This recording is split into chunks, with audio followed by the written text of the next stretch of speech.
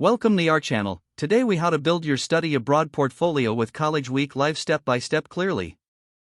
Start by visiting the College Week Live website. Create an account or log in if you already have one. Explore the available resources for study abroad opportunities. Choose the program or country you are interested in. Bookmark any events or sessions related to that program. Sign up for webinars or live chats with university representatives.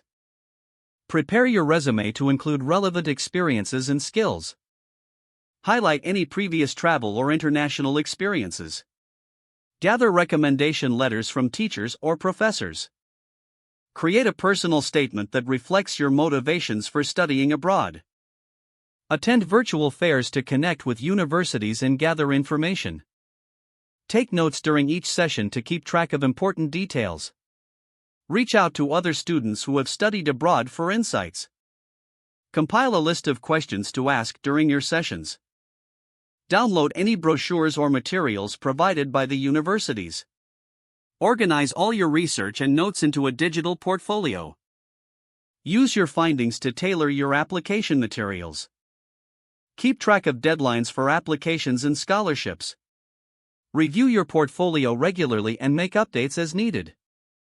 Practice discussing your portfolio with friends or mentors for feedback. Submit your study abroad applications confidently and on time. If the page does not load, refresh the browser or try again in a private or incognito window. Make sure you are using the correct email address, then retype it carefully to avoid small typos.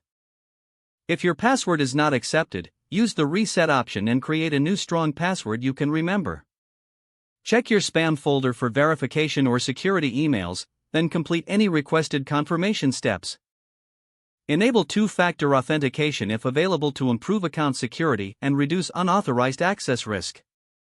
After signing in, review your profile details so your contact information and settings are accurate and current. If you see an error message, note it down and try again after restarting your device and internet connection. Don't forget to like this video and subscribe to our channel for more step-by-step tech guides.